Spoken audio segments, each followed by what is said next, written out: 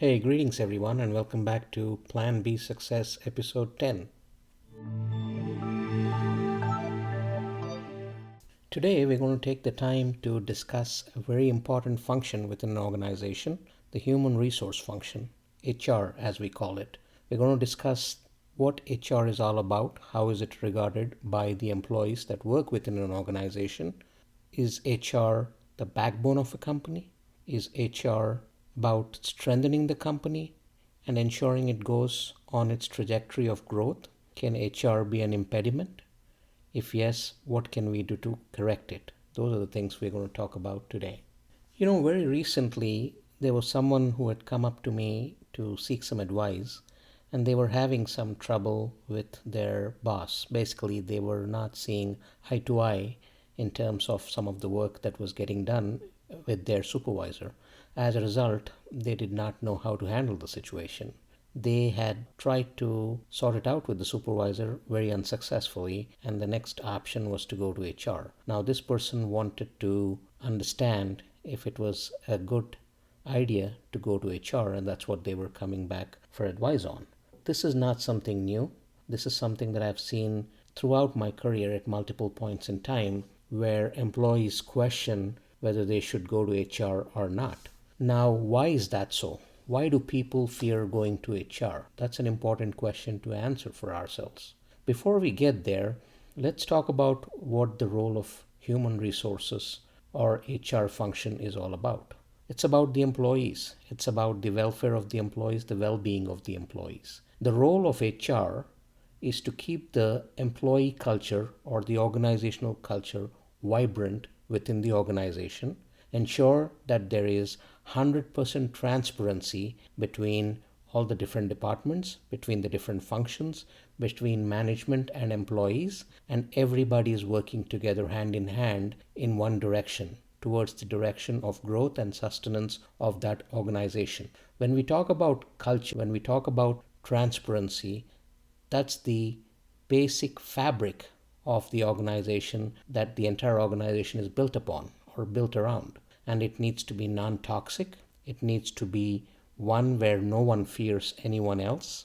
It needs to be one where everybody is moving towards one direction hand in hand in order to ensure that they do their individual respective jobs well. They work together cohesively, and as an organization, they're making strides based on the strategic plan of the organization. A lot of people have to work together in order to get this done, but the mantle stays with human resources or HR in order to ensure that at an organizational standpoint, all the way down to an individual employee or associate standpoint, this is being safeguarded and implemented very, very closely and in a very robust fashion. That's what the role of HR is. Yet, why do people fear going to HR? Why do they second guess themselves when they have to take something up with HR? Whether they're uncomfortable in their role, whether they want to do something different, whether they're not happy with their compensation, whether they didn't get a promotion. All of these issues are common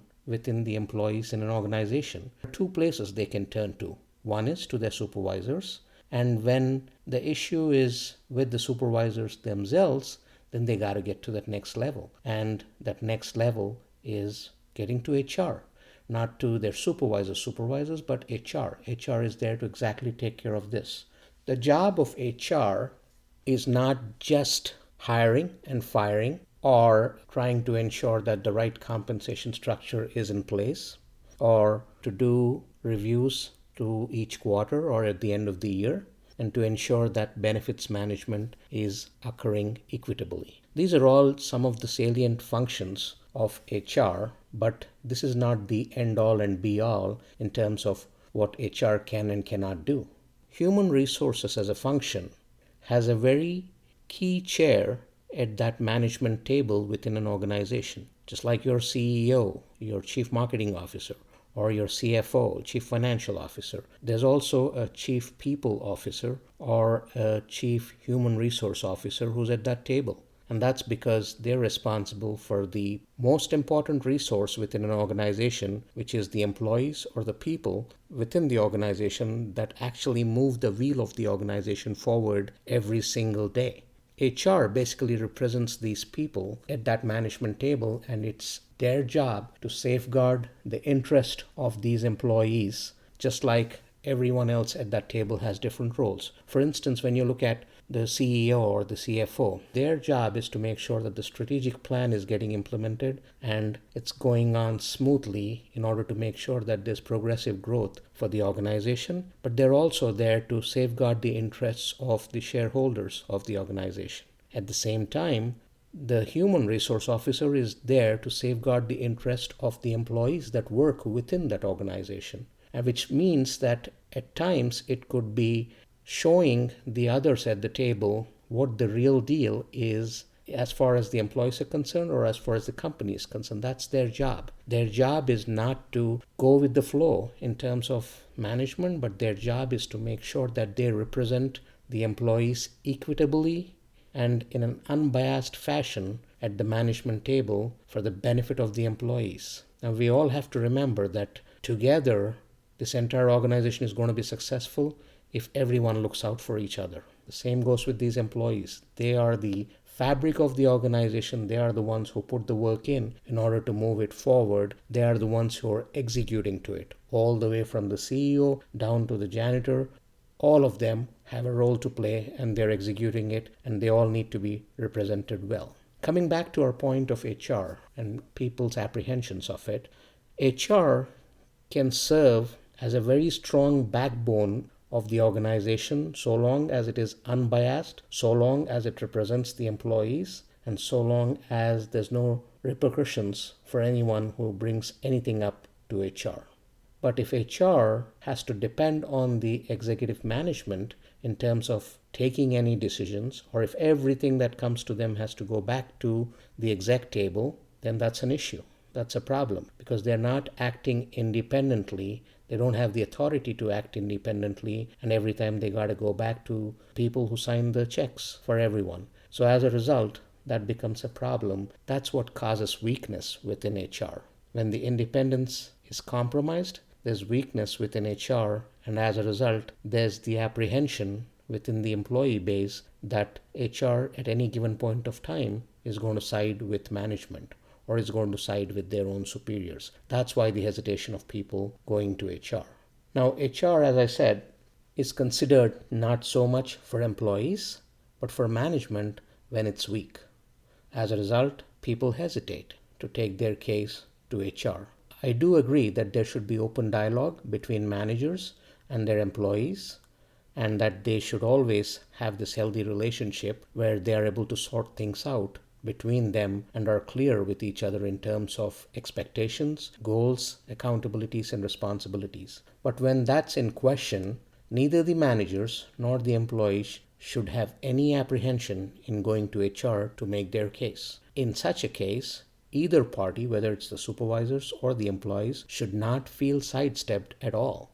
That's the assurance that HR needs to give to every employee, and that's the assurance that HR needs to uphold even with supervisors, so that such a case does not occur and people are free to go to HR for the good, the bad, and the ugly. So what that means is if they have an issue with their compensation, if they're not happy with it, if they have an issue with the counterpart, if they have an issue with their supervisor, if they have an issue with their responsibilities for anything, they should be able to go to HR. At the same time, if they're happy about something, if they love their supervisor, if they love their peers, if they love their work, they should still be able to go to HR and state the case. In either case, it helps HR gain a temperature of what's going on within the organization, and that information is very vital when it gets to that exec management table in order to make some strategic and tactical decisions as the organization moves forward. So that's the role of HR, and that's how important it is within the framework of an organization. Now, how many organizations do you think are out there where they take care of their employees, no doubt about it, but they're also taking care of their ex-employees as vital resources? Organizations go through different ups and downs throughout the year. Sometimes what happens is, although they may not want it or like it, there could be market pressures, there could be economic pressures, whatever the case may be, they might have to take certain decisions that might not be very popular within the employee base, which basically means they might have to shut down certain divisions, let go of certain employees because of market forces or because of a loss of contract or whatever the case might be. Such things do happen within organizations. And in those situations, it's up to HR to ensure that all the employees are being treated with respect, they're being compensated fairly as they're asked to step out of the organization. It's being done respectfully, and they're being provided with all the services possible in order to help them find that next placement. At the same time, this also helps ensure that they keep on top of their ex-employees. Now, the tide might turn in the future. They might have new contracts coming in, the market forces might be acting in their favor, and they might have to start hiring people pretty rapidly. And in such a situation, what better place to go than back to your ex-employees, so long as you're keeping track of them, so long as they are happy to come back because you treated them right. After all, every employee who's brought in within an organization, there's much investment done in that person to train them, to deploy them, and who better to bring back than the ones who understand your business well and than the ones that have been successful at it previously. Now, that's something HR should be able to do. That, I think, is a marker. It tells about the caliber of HR. If an ex-employee somewhere is invited back and if they come back, that tells you that that organization has a solid human resource team and they did a great job in terms of ensuring that they protected their culture, they stood by their culture, and they treated their employees respectfully. That's what it means. Don't you think that the investment that went into these employees, they're best served coming back? And that's a win-win, both for the organization as well as for the employees as the opportunity arises. The other thing that can be done is, just like customers are treated as a high priority by any organization, and there's meaningful customer surveys being done from time to time, probably every quarter, in order to understand how the customers feel that they're being treated, if they're happy with their services or not. You're looking at their NPS score, you're looking at their longevity, their journey within the organization. Similarly, employee surveys should also be going out. Now, this whole process of employee appraisal is a very subjective process. There's a lot of things that are subjective as far as employees are concerned. Although efforts are made to keep it objective, most of the time it's subjective. And as a result, having those surveys done from time to time provide you a barometer in terms of how you're performing as an organization. It also provides vital data and information back to the management team in terms of reviewing what they need to tweak and how they need to do things differently in order to ensure that the culture of empathy, the culture of transparency within an organization is being safeguarded very, very closely. Employees definitely do not need to take a back seat when it comes to these strategic decisions, and it's up to the management team to ensure that employees are being treated as respectfully and held up, similar to how customers or clients are held up, if not higher. Now, HR's key role is there for them to be there for the employees, to ensure that they safeguard that delicate culture within an organization, to ensure that they foster a continued and permanent culture of transparency, unbiasedness, growth, and success together as a team. Now, HR does get a chair at that management table that we just talked about, not just to support management in their decisions, but also to provide them an unbiased view of what's going on within the organization, so that the leader who represents HR, which is that CHRO or the Chief People Officer, is an unbiased leader to bring forth to management the view of the organization as it really is, to ensure that management understands what's working, what's not working within the organization, and can make amends quickly and carefully. What challenges are the employees facing? How does that deter the cultural fabric of the organization? Those are the key questions to be answered and revisited from time to time by the management team. HR needs to identify issues beforehand and act on them so that future organizational impediments do not occur. We have to remember, these are the people who do the job every day. If their job is disrupted, it affects everything. It's like a domino effect. Your sales are affected, your revenues are affected, operations are affected, profits are affected, everything gets affected. That's why it's so important to ensure that the people, the employees, the associates within an organization are being taken care of very, very carefully. It's also important that HR needs to represent employees and stand up to management when they believe that certain decisions could impede or be harmful to the employees and the entire organization as a whole in the long run. It's the job of the HR team, the chief people officer, or the CHRO to bring that forth, no matter how unpleasant it is, to the CEO and the entire management team. While financial matters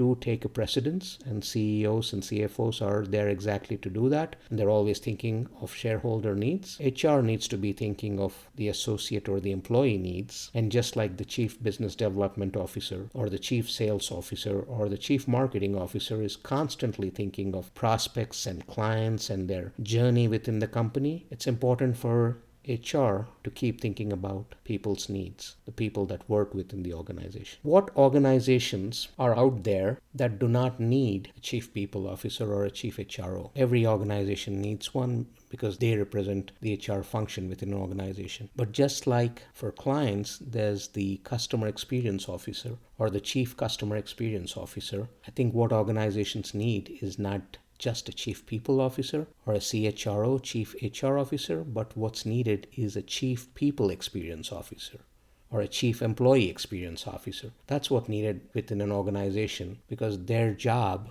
at the highest level is to manage the employee experience. So if we can have customer experience officers, why not people or employee experience officers? Employees, associates, or the people that work within the organization, as I said, are the most vital resources in an organization, more so than technology. They are the absolute most important resource because they are the ones who do the job every single day to keep moving the organization forward. They can either make or they can break a company. So no one is more important than them. Employees shouldn't have a second thought to reach out to HR when in need and should expect complete and unbiased support from them. The day this is possible in an organization, that organization will be poised for not just growth, but loyalty and longevity of these employees as the most important resources. And as a result, like I said, it's a domino effect. It'll have a ripple effect in everything else that the organization does.